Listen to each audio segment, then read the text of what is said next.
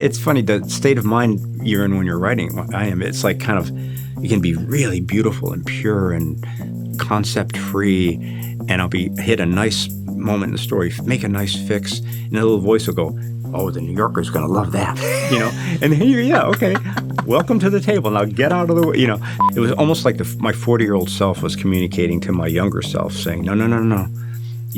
No, stop the bullshit. It's very wise. The one wise thing I did in my 20s. I'm Rachel Martin, and this is Wildcard, the show where cards control the conversation. My guest this week is George Saunders. George Saunders seems to me like a guy totally preoccupied with the liminal space between the living and the dead.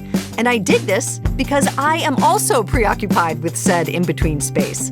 It was the setting for his best-selling book, Lincoln in the Bardo, and of his newest novel, Vigil. I am so very happy to welcome George Saunders to Wildcard.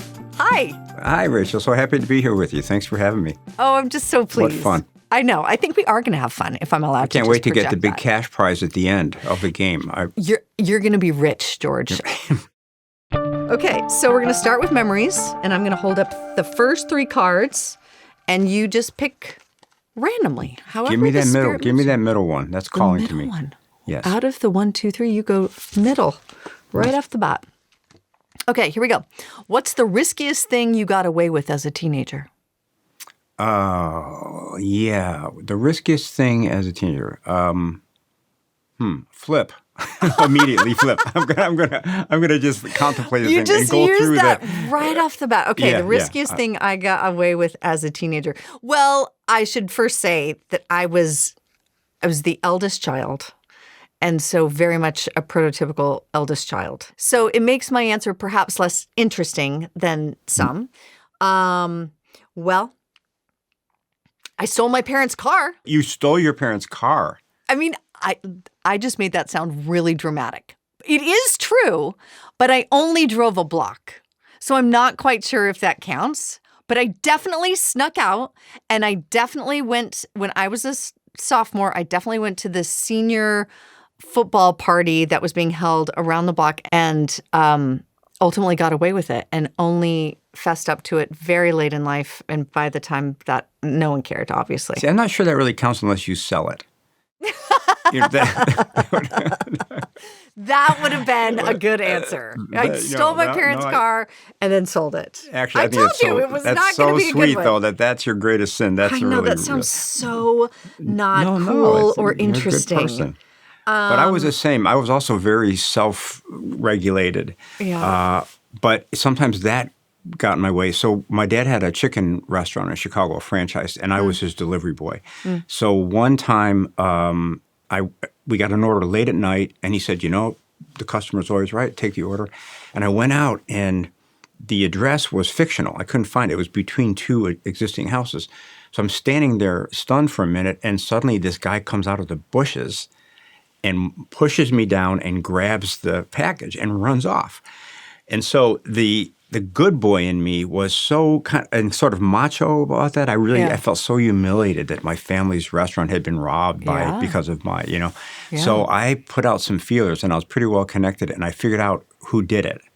There was a group of 4 young men who had conspired to do this. And so this is what I got away with. I called, and in 2 cases, went to the house of these guys and said, I challenge you. This is how stupid I was. To a duel? No, if perhaps you haven't read Pushkin, my friend, but I said, come to this place. I'm going to fight all 4 of you at once. The risky thing, none of them showed up. That was the blessing. So, George, I have so many follow-up questions. I mean, first of all, this is, I don't want to age you, but this is before the internet. You couldn't way before. It was before phones. Or food. It was that ancient. Right. There was no food available. Except for the chicken restaurant. But that's why we were so in demand. So how did you find them? Do you remember how you tracked them down? Yeah, no, I do. One thing I had, for some reason, how would you say it? I had connections both high and low. Yeah. So I knew a lot of tough kids and a lot of druggy kids. And so I just put out feelers among a few of those. And they go, oh, yeah, we know who it is.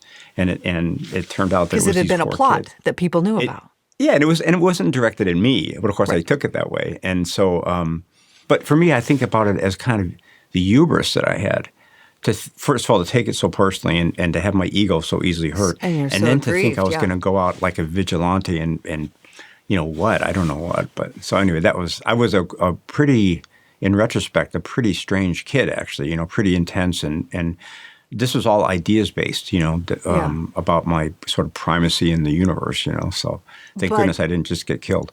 I mean, yeah, you could have been really hurt. Does that stand out as exceptional in your childhood? Was that an aberration, or was that like pretty typical, that kind of, I don't know, I think strength, courage, ego? Yeah, thank you. That's very generous. I think it was the one time where the wild inner life, one of the few times where the wild inner life might have intersected with reality. I might have given reality a chance to correct me. But I had in retrospect, a very wild mind. I still do. But at that point, I was kind of a sweet kid who believed strongly in whatever appeared in his mind and then tried to act on it. But I think sometimes it was just funny, like a deranged. But also a very strong sense of right and wrong. Yes. Or at least seeking that, and sometimes getting it wrong. But I was always seeking some kind of right-wrong mix in the world. Yeah. Justice. Okay. Next 3. 1, 2, or 3. Let's take 3. What's an experience from childhood when you realized your parents were only human?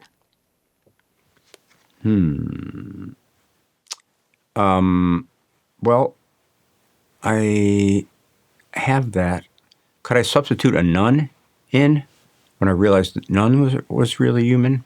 Sure. Did you have a nun play a strong role in your life? Well, a very positive one, and also this kind of funnier one, which is I was a reader of the epistle, and we would do Mass every day. So I'd get out of class early and go into the church, and then the priest would give me the selection, and I'd practice it. So one day I went to do that. This is a Catholic church. This is a Catholic church, yeah. Experience, yes. So there was, I think it's called the narthex, those little like rooms on either side of the altar. So I walked in, I had gym shoes on, I walked in, turned the corner, and there was a priest and a nun feverishly making out in the narthex. Yeah. And so, and I knew them both. And the reason the realizing they were human part is I literally paused with one foot in the air, so shocked, like, oh, and they didn't hear me because they were busy. And I then slowly just stepped out and I paused for just a second. And I was actually saying, what's the thing to do here? And I had this feeling like, well, of course. And I was an adolescent. I was starting to have some feelings, and I thought, well, of course, they're human beings. And I had the thought, this doesn't mean that what they're teaching you isn't true. I remember that very distinctly. Like, wow. They could be not flawed, but they could be flouting the rules in this realm, and yet they could still have a solid basis. And so, then I turned around and walked out. And as I walked out, I thought, this is going to stay with me. And I didn't tell anybody for 25 years or something like that. But you had that awareness in the moment. Yeah, I did. Just I almost like to protect them because I like them both separately. Yeah. They're very nice. So, but that was a nice, not only a moment of realizing they were human, but realizing that human meant you contain multitudes. You could be wonderful in this phase of your life and a real stinker in this one. Yeah. One didn't forgive or negate the other, but you had to keep both in mind. So that was. It's also amazing. It did not. It didn't send you at that age into some kind of existential faith crisis. Like it's all a pack of lies, and these people who are the curators of the truth are just, That's exactly very perceptive because that thought did come up, and I thought, nah, I reject that, But that's the first thought is, now I can jettison the whole thing. But I'd had enough positive experiences with nuns, but also with the religion that I wasn't so anxious to jettison it, even as I was. On a certain hipster level, I already was, but inside, I was still kind of honoring it. You don't get a ton of people on this show who have a lot of positive experiences in childhood with organized religion. So, can I ask you to say more about what that was like when you say that you had enough positive experiences built up that this didn't cause any kind of fissure? Yes. Well, one thing was I had a lot of deep experiences that I would say probably were meditative that I didn't know what to call it that. But in the church, we spent a lot of time in there. And so as somebody with a busy, neurotic mind, I had that experience of by hour 1.6, of the Mass, I'd have burned through all of my thoughts, really, and just be sitting there kind of quietly, and it felt really good, really peaceful. And then also, I think I had this idea, I don't know whether I was taught this or I just came up with it, but hearing a lot of the stories about Jesus and the way he would interact with people who were a little bit on the dark side, like the woman at the well and the rich man in the tree or whatever, I thought, he's kind of a novelist. Because what Jesus' superpower was, as I understood it, was that he, had something going on where he could see you very clearly without a lot, I would say now without a lot of projections about who you were. So he was able to really look into the core of you with affection and not judge. And that has come to seem to me like what a writer does, really. You make up some person, good or bad, and you hang out with them for a couple of years. And in the process, you burn through the easy judgments that you would make if you met them in person, probably.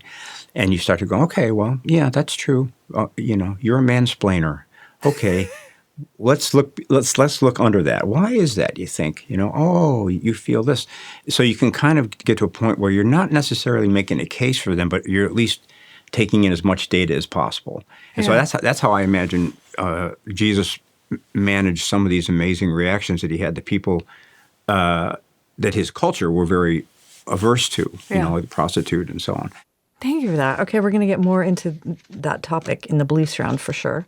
Also, I have one word to say that was preoccupying me. Zacchaeus. Zacchaeus. Zacchaeus He's is the the one little in the man tree. in the tree. Yep. And is that where Jesus says, is that about the camel, the eye? Now I can't remember. All I know is there was a little Zacchaeus, that was song that I learned in amazing, Bible school. Zacchaeus was a wee little man, and he was in the tree. And so that's all I'm doing. And he was there because he was too small to see over the crowd. That's right. Right? Yeah. Well, good memory. That's a good one. Thanks, George. That's basically what I needed, some affirmation from you for remembering, I don't know, the Old Testament. Okay. Next 3. 1, 2, or 3. Let's just do one since we're... What's something you took away from your first job? My first real job was with my dad's restaurant in Chicago. It was called Chicken Unlimited, which is a very kind of, and we had this kind of Zen. It's bold. You can never run out. That's right. But we had a Zen catchphrase, which was Chicken Unlimited doesn't stop at chicken. Think about it. So I was the delivery boy. And actually, I think what I learned there was just, I love to work. I love any kind of work, even if it's, hard or pointless. And so we would, it was a family-run business. And so it was very, sometimes stressful because people would come in and if it wasn't going well, it was me and my mom, my dad, my 2 sisters were working, So I think I just learned that love of when in doubt, work, There's a student told me once, he was doing a paper on Carl Sandburg. Maybe it was Robert Frost. But anyway, that a student, the story is that at a seminar, a poet asked Frost, let's say, how, this big complicated question about the sonnet. And Frost supposedly said, young man, don't worry, work. And that's what I took away from that first job was when in doubt, like there'd be times where, we were so crowded and we were kind of messing it up. And the only way to get out of that was to close your mind and work, And I saw my dad and mom were very hard workers, and I'd see them hustling, and it was really a bonding thing. So I think that was the biggest thing was that you can sometimes, and this is certainly true artistically, you can be in a position where you don't see any possible escape. It's just a screwed up story or a screwed up novel. Then at that point, what you do is you say there's only one doorway out, and that's through work. Revising and stuff. And then what's beautiful is sometimes this miraculous fix can appear that you never in a million years could have thought your way to or aspired your way to, but you can only work your way to it, So, yeah. You've worked a lot. You've had like a lot of very difficult physical jobs in your life. Yeah. I'm 18 years old, and look at me. Look what it's done to me. It's in the mines. Yeah, in the mine. That's right. But can I tell you, there's one P.S. I should say about that, Robert Frost. Tell me. Because I went around and told that story for years because it so perfectly describes my approach to writing. Don't worry, work. All the conceptual things, don't worry. You don't have to. And then at some point, a Frost scholar came up to me and said, actually, he didn't say that. He said, don't work, worry.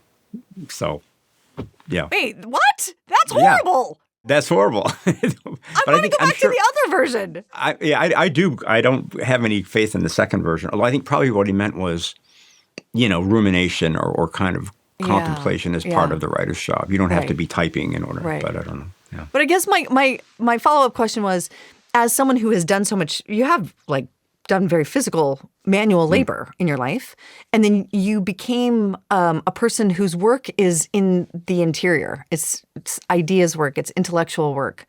Do you find that you need to balance? Does every once in a while do you need to just get in your body in a different way and out of your head? Yeah, I mean, I do a lot of stuff. We don't hire out a lot of work, but mostly I like to clean the house and I like to do the toilets. So I do find that I'm just kind of I don't like those things at all. No, I don't like them, but I do. But hastening back to Chicken Unlimited, there's something about being lost in a task is really nice for me because my mind is very active, and to be physically engaged with anything really, it can be the smallest, silliest thing. It does something nice to the mind, and also creatively, there's a lot of times where really good solutions come when you're doing something else. When you're whatever mopping, then suddenly the story will kind of. It almost feels like it sneaks up behind you, goes, "Here's the answer," Yeah. But you have to stop looking for a little bit and do something else, and then it comes. Yeah, that makes sense to me. I want to pull out of the game and talk about your newest book, Vigil.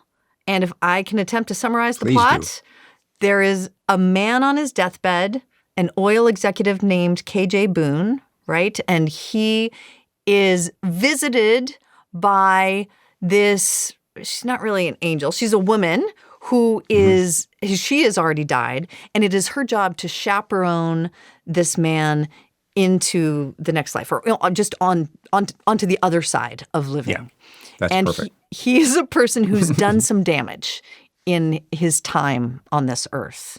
Yes. I guess my first question is, what is her job to help him see the error of his ways, or to be a neutral force to just usher him through this inevitability called death? Well, you put your finger on the really kind of the center of the book. She would say her job is to comfort him. She doesn't really define what that means. And I think what we come to find out is she's not that good at her job. She has this idea that if she just shows up and says all is well, the dying person will be comforted, which I'm sure in some cases is true.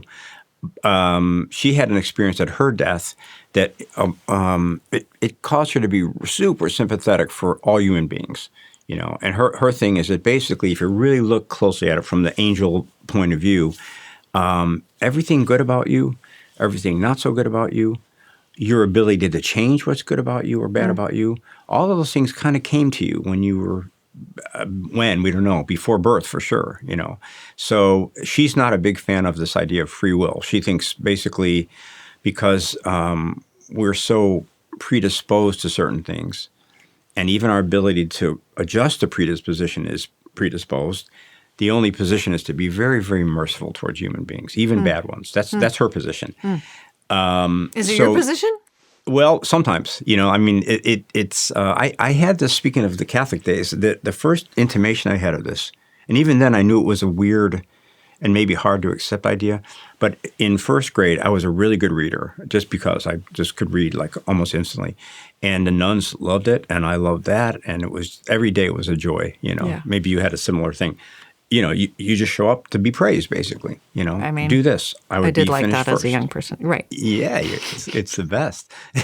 So one day, after 3 or 4 days of this celebration, I look over and a good friend of mine he's not a good reader. He might have been dyslexic. I'm not sure. He's really struggling. Very articulate, intelligent kid, but he just couldn't read. And he was lagging behind the others, and the nuns didn't like that. And that was the shadow side of the nuns, is they were rigorous and could be harsh. So at the end of one long day, we were getting ready to pack it up, and I looked over and I see him with his body kind of turned away, and he's crying, And there's something in that moment. I felt bad for him, but I also felt bad about myself for being so triumphant, for all I've been thinking of these days is how lucky I was to be me, to be a good reader. And I never thought about it. According to this theory, it was all baked inside you from the get-go. And I was thriving and he wasn't. And something about that just hit me, mostly just how there wasn't justification for me feeling so great about myself. Yeah. Because in the womb, I hadn't checked off the box, say, make me the best reader. I just showed up. Right. So that idea really kind of stuck with me. And for a while, it gave me some real questions about accomplishment. Like if you are sort of pre-baked, not only with skills, but with a lot of ability to make the skills better or with a good work ethic, that's great. But at what point do you get to say, I did that? Now, on the other hand, there's another character in the book, this Frenchman, who says, that's nonsense. You can't live like that. And I agree with him as well. Because people have to be held accountable for their bad behavior. That's right. And you have to develop your own positive traits too. You can't just kind of flow through. So the book was sort of an offloading of these two ideas that I've had that are really in direct contradiction. I think some philosophers say it's the absolute view, which is hers, versus the relative view, which is the one we walk around living in. How does the space between living and dying help you tell those kinds of stories? Because it's a place you like to think about a lot. I do. I mean, to me, both of the books kind of take place in a waiting room, like a waiting room where the judgment is next, but we don't really get to see that process at all. We're just in a waiting room that seems to be occupied by people whose lives were such that they didn't die at peace. They had some kind of agitation or sense of deprivation or something that keeps them kind of resonating. There's a Buddhist idea that when we're alive and we're in these bodies, that's a blessing because the mind is so powerful and neurotic. But when in a body, it's kind of contained. So they always say it's like you're like a wild horse. The mind is like a wild horse tied to a fence as long as you're in a body. But then when you die, in that liminal space, the rope gets cut and your mind is just supersized. And, they say in some of these teachings that like if you think of a foreign city, you go there. Or if you have occasion to have a negative feeling, it becomes demons, or if you have a happy feeling, it becomes heaven. So I think these people are all in kind of that mode where they just didn't, I would say maybe it's that in life there was some kind of denial that was going on. And so they didn't die at peace, and so they're hanging out in this waiting room. But on the more practical side, I started out my writing career as kind of a realist. Like I loved Hemingway and Joyce and all those guys, but I just couldn't do it. When I would do that, try to write about my life, it was just so boring, So what I found out was if I put in a theme park, things got fun. You can write in Hemingway's voice, but you said it in the Virgin Mary theme park, and suddenly you're into something kind of funny. So it's really, in some ways, it's just a device to get more energy and more fun into the book. So it's just a helpful construct. It's not something you actually believe. I don't know what I believe about after that. I mean, I would be surprised if mental phenomenon just stopped. And anecdotally, from all these near-death things, it sounds like what happens is kind of like that Buddhist thing where your mind, the body steps aside and the mind goes berserk for a while. But, in a way, if you say, okay, let's make a world where our neuroses get supersized and basically we just become our neuroses, that's a pretty good description of a day, really. I mean, tell me about it. Yes. Yeah. So if you want to talk about human psychology, human desire, it's not liminal space isn't a bad place to do it. Yeah. I've worked through 8 neuroses already today, and it's only, the afternoon. Oh, they'll come back. Okay, we're moving to round two. Cards are blue. Insights, George Saunders. 1, 2, or 3? 2, please. When have you been in over your head? Well, I think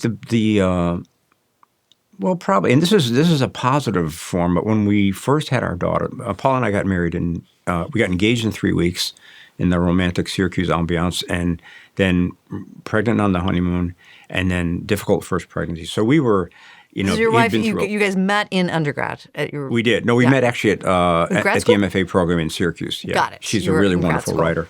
Yes. Yeah. So she was a year ahead. And you've been together a long time, and you started a family very young. Yeah. Right. So that period where we I'm guessing it's around 1988, and we had two adorable daughters at home and no money. And I think we both felt like, oh, so this life that we had imagined for ourselves of being, high-powered writers traveling around the world at ease, that's not going to happen because we're really into the fight here. Can we? Yeah. We just bought a little house, and we're just scrambling. Every paycheck was a scramble, and so that was it was tough in some ways, but it was also so beautiful. To have all those kind of I don't know, like as a younger person, I'm very ambitious, and was really feeling my lack of accomplishment. I was why are people pulling away from me? Why are they getting it and I'm not getting it? Maybe I'm doing something wrong. Maybe there's something wrong with me. And in this because your new stuff period, wasn't hitting, like you had an idea of what you wanted your career to be by certain ages or Yes. benchmarks, and it wasn't lining up the way you wanted. or at that point, even I just hadn't written a story that I liked for a long time, and I thought, well, that's weird, And for a young artist, to have a period where you're not in touch with your essentialness is Yeah. really painful. Yeah, Like you right. write something, anybody could write that. Where's my specialness, or where's my Yeah. my So that was rough. But then the kind of upside was I just couldn't worry about that at that point. We were really scrambling. Every month we're bouncing checks, and we were, you have that. I still have this kind of ingrained credit card flinch, where you hand the credit card over and you just You're like, I make don't yourself look very respectable, and then and when it clears, know. And then you it's so try not.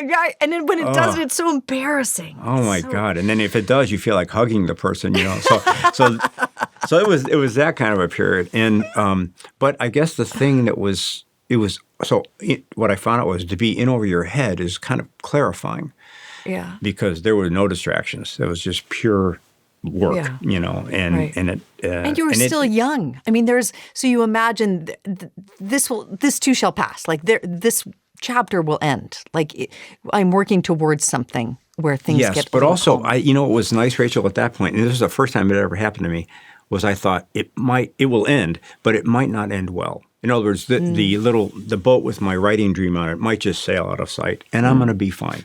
That was, and I think in the past I just couldn't really imagine myself without some accomplishment to tie my ego to. Yeah. But in that case with the kids and everything, I just thought, well, and it's all right.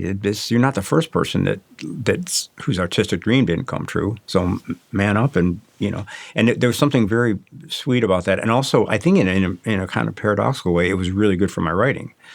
Yeah. Because it was like abandon hope, And when Totally. you abandon hope, it's kind of amazing. Well, you surrender see- expectation around it, and you just get back to doing it for the love of it. Exactly. And you also, in that mode, you're able to see what you really do well. Yeah. Whereas I think when you're in a more luxurious, like in grad school, where, it seemed like success was right on the cusp or right on the horizon, then you do things, there's a lot of discretionary effort. Maybe I'll write like Faulkner this week. Maybe I'll try to do a song cycle, And then once the shit hit the fan, it was kind of like, oh, no. You see if there's anything you can do that has any charm in it. And most days there isn't, but if there is, do that. That was really good. It was really simplifying. Do you remember what you wrote after you came to that revelation? Do you remember the Yes. first thing you wrote that was like, oh, there it is? No, I tell the story a lot, but I had written a 700-page novel about a wedding in Mexico that was a train wreck. And I gave it to Paula, and she, she can't lie. And so she just got about 5 pages in and just had her head in her hands. And so I went into work the next day really having abandoned all hope, just whatever. Yeah. And there was a conference call, and I was supposed to be the note taker, and there was nothing going on. So I just wrote these kind of scatological Seussian poems. They were pretty funny, and I draw an illustration and then brought those home, and she read those and loved them. She laughed out loud at them, So then I said, okay, I'm going to write a story like that. And I went in and wrote this story called The Wavemaker Falters, which is in my first book. The only instruction was be funny. That's it. Be funny. And then what I found out was if I'm trying to be funny, the meaning will arrive. But I never knew that before. I thought I had to know the meaning and have it all figured out and center then the hand it. meaning, and then the jokes come in, the funniness comes in at the periphery. But Yes. Yeah. You But it was the other inverted way that. around. So if Yeah. I was funny, then, and it weirdly, all the stuff we're talking about, this kind of economic challenges, that all came into the story as well, just unsummoned, because I was concentrating on trying to be entertaining in some way. It worked out, George Saunders. So far, so good. Knock on wood. Okay, 3 new cards. 1, 2, or 3? 3, please. 3. Has ambition ever led you astray? Well, I hate to say no, but I think the answer is no. Say no. Yeah, What a lovely thing. I don't think it has. And I tell my students, if you have ambition, the worst thing you can do is deny it in an attempt to be a good person. Yeah. Because ambition is, ambition, that word sounds like Gordon Gekko or whatever that guy's name is. But ambition, if you took the name off it, it's kind of a love for life. It's kind of a life energy. It's kind of a aspiration to bring out the best in yourself. So I don't think it's really led me astray much. What you said, denying it is dangerous. How does that manifest? If you are an ambitious person and you don't acknowledge it, it's kind of like, if you were, not to invoke a violent metaphor, but if a person is in an alley getting beat up and they notice they're only using one hand and the other hand's behind their back, that's really silly. You bring out both hands, So ambition, because it's such a source of energy, I think, for all of us, it's just natural. So to say, well, I'll take it. I'll use it. And I'm not going to completely bow down to it. I'm not going to treat it as God. It takes so much, to make a work of art that matters or that even not matters, that expresses who you are. Mm-hmm. It takes so much energy. Like you can say, I'm going to let the ambition in. I'm going to keep it on a short leash. Mm-hmm. I'm going to use it to get through this writing session, and I'm going to let it dissipate. Yeah, that's the key, though, right? Is like, let it take you, let it be productive, and then let it go. Send it on its way. Yeah. Exactly. Right. Yeah. It's funny, the state of mind you're in when you're writing, it's like kind of, it can be really beautiful and pure and concept-free, and I'll hit a nice moment in the story, make a nice fix, and a little voice will go, oh, the New Yorker's going to love that, And then okay, welcome to the table. Now get out of the way, So I think to sort of say like, well, whatever your mental process is, I bless it and I'm going to use it and then I'm not going to but I'm also not going to, I guess, go on autopilot. If you say ambition is it, I'm always going to be ambitious. That's nice because you don't have to worry anymore, but it's dangerous because now you're on autopilot and you just become that guy, So. Yeah. Last one in this round. 1, 2, or 3? 1, please. Is there anything you long for? Oh, God, yeah. I long to write the book I was meant to write, which I feel like I haven't done yet. I'm gonna, but I haven't feel like.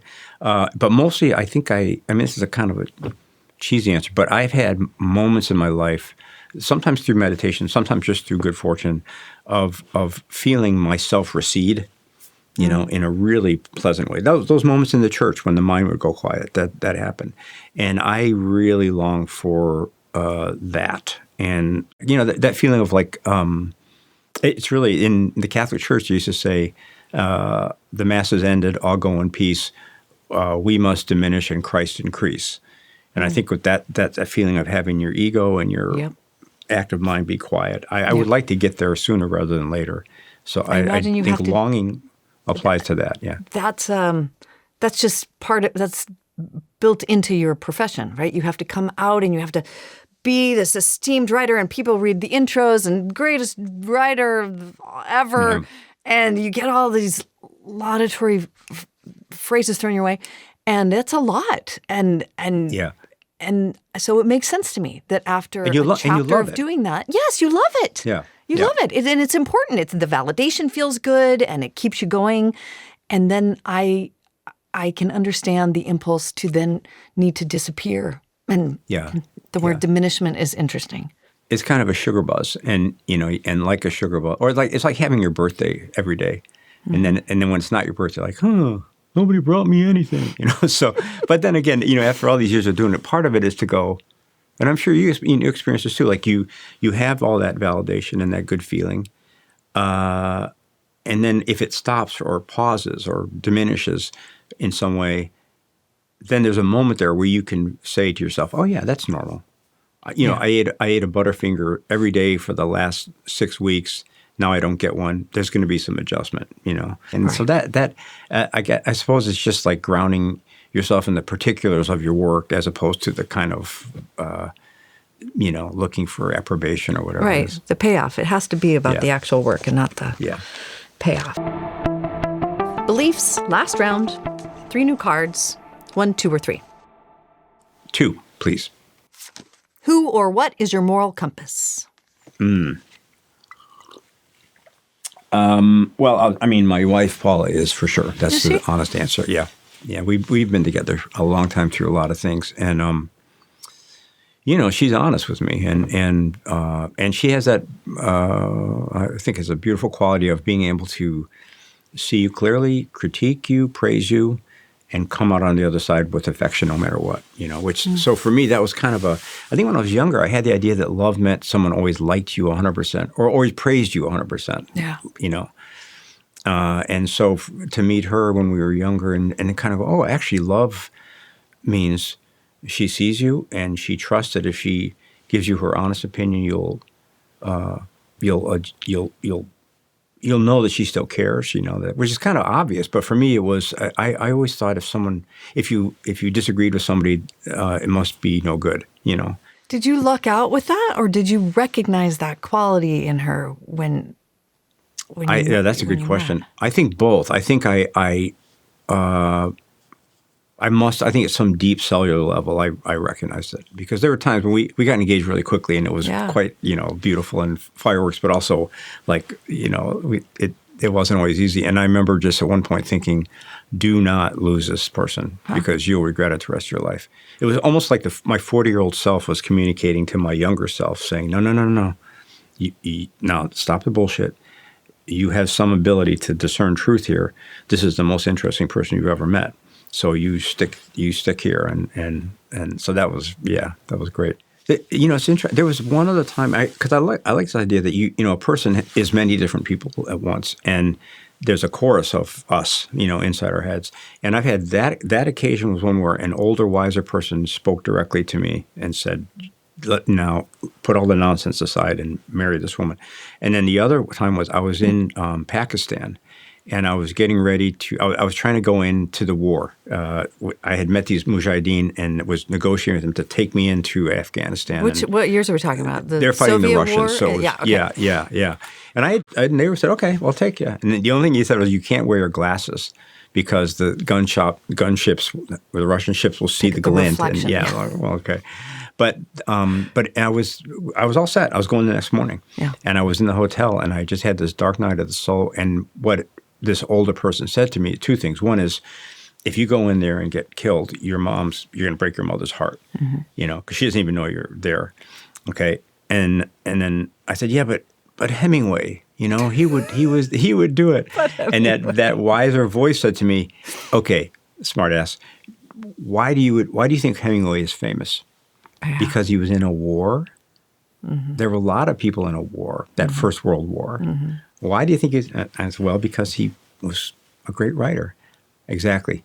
Do you want to be a guy who's been in a war, or do you want to be a great writer? I said, well, the latter. Okay, then write great. That was kind of the right. And so I didn't go. I bravely ran away. And for me at that age, it was so hard to chicken out, which I definitely did.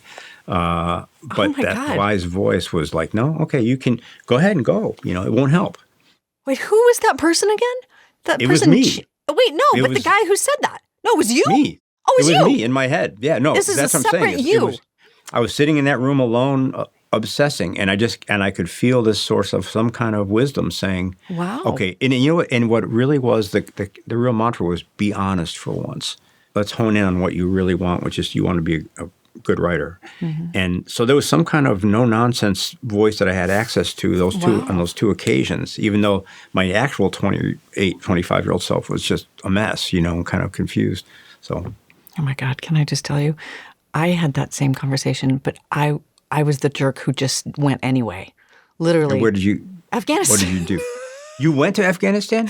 Yeah, but like in the U.S. war. But I remember the phone call with my parents and my dad saying, I wish you would make a different choice. Wow. Which is what would happen to me, and I would break my mother and my father's heart. And I still went. And also, it was a total ego thing. Like that was how I thought I was going to be a great journalist and reporter. And granted, war reporting and conflict reporting, it's an important thing to do. It is incredibly valuable. But there was also just so much ego attached to having been a person who did it. You know what I mean? Yes. Not even the doing of it. To be a person who had done it. Yes, and I always wanted to be someone who had done it and got slightly injured, but not too bad. So I had, that was. But on the other hand, you're making a beautiful case because you're here where you are partly because you took that path, and people do have to go do that. The one thing is, I at that point was not any kind of journalist. I just was a person going in there. Yeah. So it was with me. There was no way that was going to turn into a piece of journalism or reportage. It just was me. You don't know what you could have written as a result of it. Well, I might have, but I wasn't writing at that point. I was, and I had no You were in the headspace of accruing experiences that you thought were going to build you into the kind of person who would be a great writer. Yeah, or even that, and also even that to have done it. I wanted to come back and say, I just came back from Afghanistan. It was gnarly. And, I got a little bit of a hitch in my ankle. That's right. But do you want to see the splinter I got? I'm sure that was a beautiful, deep experience for you, and made you the person that you are. Yeah, it did, indeed. So I'm glad you went, but I'm glad I came back safely, and I'm glad I didn't go. It worked out the way it was supposed to. Yes. Okay. One more in this round. 1, 2, or 3. I'm still thinking about that conversation with your parents. Oh, that was really hard. Yeah. And now I'm a parent. And so, of course, I imagine my kids saying that. Yeah. Did they bless it at the end? And okay, you have to do it? Or they weren't mad, but they were. It was terrifying. My parents had no concept of that wasn't part of their world. Like Southeast Idaho, they had lived there for most of their life. They didn't have examples of people who did this. And so it was utterly terrifying. You almost have been relieved when you came back safely. They were. And of course, in the moment, I was like, of course I was going to be fine. And only in retrospect, and when you grow older, do you realize, my God, what stupid risks. I mean, I took so many stupid risks. Yeah. Absolutely crazy things. Well, that's the crazy part of life. As you do get older, as you see that there is a huge level of luck. That as a young person, maybe for Darwinian reasons, you don't really want to believe in luck. You believe in destiny. Right. I remember one time being up in Wisconsin with my cousin, and there was it was in high school, and there was a cliff and this river down below. And I'm like, oh, we should jump in. That's cool. That'd be cool, And again, this sort of macho thing. And he's like, we don't know how deep that water is. I'm like, I'm sure it's fine. And so he said, that's really stupid. We don't know how. And so we start walking back to the car, and I turned around, and I sprinted and went off the cliff. Oh, my God. Luckily, it was deep enough to, but I mean, that was the kind of. That's that same kid who's like, I will fight all 4 of you chicken stealers. Yeah. It's stupid. But the only reason was the ego said nothing negative can happen to you, Mm-hmm. And as you get older, like, no, everything negative can happen, and so every day that it doesn't, you should be grateful. That's right. That's right. Yeah. 1, 2, or 3? 3. How have your feelings about death changed over time? Oh, I like that one quote. I'm not afraid of death. I just don't want to be there when it happens. They've gotten, I think, probably. In some ways, gentler because I can see that it's going to happen, and it's going to happen in the way that everything happens. It's going to be gradual and then all at once. So I think I'm more interested in it than I've ever been. Maybe from writing these books, like it'll be a big joke. When I get to the end and it's nothing. It's not interesting at all. Or it's the pearly gates. So it is an increasingly fascinating thing for you to think about because of its inevitability in your life, but it sounds like it is not a harrowing kind of mental preoccupation, no? No, it really is. I mean, from reading my work, you would think so. But to me, it's just kind of, I every so often I'll just have the feeling like, wow, it seems impossible that that's true, that we're going to die. Yeah. Yeah. It seems I've always been here, and it's been fine. Yeah. So that is, I think at this point, I'll say I'm struggling more with the deaths of You love people. Yeah. other people. Yeah. Yeah. That I have aunts and uncles and pets, that have gone on, and that is rough. But yeah, what are your? Let me flip. I can't flip. Sure Well, you I can. won't flip, but I'll just ask you. What do you think? How have your feelings about it changed? I think about it quite a lot. And Yeah. I've said this before. I even go so far as this is so dark, but I do sort of imagine. I try to imagine the not being, and I try it on for size, which is impossible, but Yeah. I still try. And then I imagine, because where my thoughts go are to my kids and my husband and my family, and they will feel sad. And so I think about them, and then I think about them then being okay. It's like I work through the whole thing, and I'm like, it's going to be fine. That's nice. And then it Yeah. makes me feel better about the whole Yeah. thing. Right. Because that's true. Actually, it will be fine. And Yeah. trying it on for size, I've taught myself that that's not a grim thing. That's Not at all. No, it's Because then the day is. I mean, what a day when you say, What a "Yeah, it is. day. It is going to happen, but it hasn't happened yet." It hasn't happened yet. We're still here. We get to Knock on live wood. this day. Yeah. Last one. 1, 2, Okay. or 3. I'm going to do 2. Unless you advise otherwise. No, we're letting the cards control the conversation. What's an answer you've stopped searching for?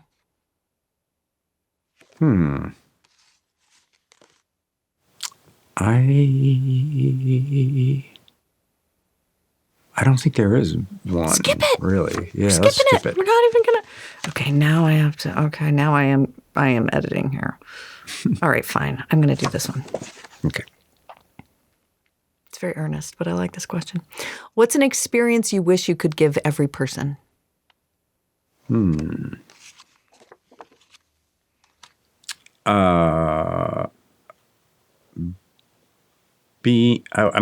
don't know why I'm saying that. Being forgiven. That I think, or accepted.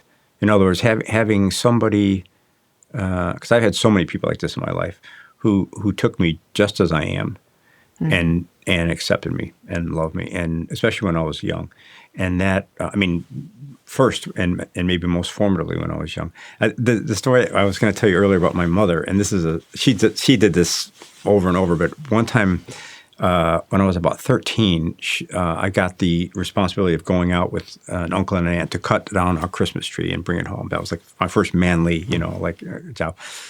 So I picked out this total honker of a tree. It looked great in place, and when I got it home, it was just full of gaps, Yeah. And my mom was like, "Oh, well, that's that's good," And it was like the Charlie Brown tree, but 4 times bigger. And so, what she did was she sat up at night and she repaired it. She literally cut part of it off, drilled holes, and retrofit the branches in to make this beautiful triangular shaped tree. Wow. And now on the one hand, she was trying pretty hard for me. Maybe she should have just let me, but what I really felt from that was that she really didn't want me to have that first experience be a bad experience. And this sort of idea that, well, things are workable. Even mistakes are workable. That was what I took from that. So I wish that everybody would have experiences like that where,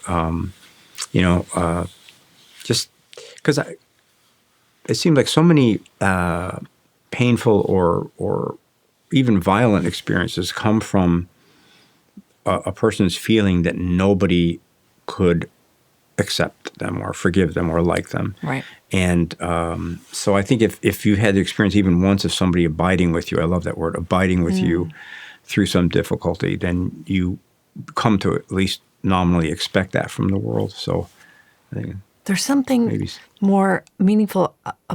Abiding is more than just accompanying. Abiding. Yeah. What do you love about that word? Well, I think it's accompanying with hope, Yeah. or even like, I'll give you another example of what I'm talking about. I had I was a really bad student. I didn't study at all, and the grades reflected it. And I wasn't really planning to go to college, but I had this high school teacher, 2 of them, Joe and Sherry Limbom, who kind of saw something in me and were encouraging me to try to go to college. So as part of this process, Joe, who was a geology teacher, invited me to the this Chicago citywide science fair, and which I had nothing to do. I had no entry at all. So we go, and it's just amazing. Like, these kids my age were like, I don't know, building nuclear reactors, and I mean, they were doing amazing things. And we walked through there, and I was so, I really loved him and idolized him. And I was kind of feeling a little bit like, oh God, why is he with me? I'm such a, I haven't done anything. These kids are years beyond me, I haven't even tried. And the beautiful thing that he did for me is we spent that 2 or 3 hours together, and he never once in the slightest way intimated that I was less than those kids. We would just go on, and what he did was he praised the individual, and he explained why this was a particularly good project, and he said to the kids what a great job they'd done. So he knew that I was internalizing all of this. And what he was really, I think, trying to show me was, you've got some work to do. But he did that in the most loving, compassionate way with not a trace of shame about it. We had a great day, and went out to lunch. And I fully internalized that message, and he knew it. And he knew he didn't have to say a single thing about it. And then he got me into college after that, So what I wish for is that everybody has somebody like that in their lives, because he could have crushed me with one thing, with one line about my recalcitrance or my laziness, but he never would go there, We end the show the same way every time, with a trip in our memory time machine, okay? In the memory time machine, you revisit thank you for doing up your seatbelt. You revisit one moment from your past. It's not a moment you want to change anything about. It's just a moment you'd like to linger in a little longer. Oh boy, wow, that's a gift. Wow. You know what's funny about that question, actually, Rachel, is I can come up with a bunch of moments, but I always want to change something. I want to do something better. Yeah. Nope, changing not an option. Yeah. Huh. That's really an interesting one because the idea is that you just want to experience it again. That's right. Yeah. Well, I can tell you one, just a selfish one. I mean, the one that came to mind just as kind of a funny thing is I had when I first had the story in the New Yorker, that was a very huge deal. And I think what I would kind of take with me is a little more understanding of what a big deal it was, because to get a story in the New Yorker, probably now, but certainly at that time was harder than getting a novel out. It was really rare. And it changed the whole trajectory of my life in a way that I don't think I knew it would. So if I could go back, I might just, Can you tell me about the moment? Well, I had gotten 2 of these nice rejection letters that were like, this isn't quite it, but send us more, which was unheard of. So I was actually working as an environmental engineer, and I was up at Watertown, New York, doing an investigation of a DOD facility that had groundwater contamination. And so we were working these 13, 14-hour days. And I came back to the microtel where we were staying, and there was a note, and it said something. So it was kind of like malapropistic, like New Yorker editor says thumbs up or something. I'm like, and the person that took the message wasn't there. But it was sort of cryptic. It was a little too cryptic for my taste. So I had to go back into work the next day. And I think at lunch break, I managed to call, this before cell phones, managed to call and got the confirmation. And then I came home and it was a little bittersweet because I'd been away from Paula and the kids for longer than I ever had before. And I felt very sorry for myself. But then when I got home, she had gone around to, must have been 10 dental offices to get New Yorker covers. And she made this kind of Tibetan prayer flag of New Yorker covers, and we had a cake and a little celebration. So yeah, that'd be fun to go back to that. That's a lovely thing. See the kids little again. Yeah. George Saunders, his newest novel is called Vigil. It is out now. It's been such a pleasure. Thank you so much for doing this. I had such a good time. Thank you very much, Rachel.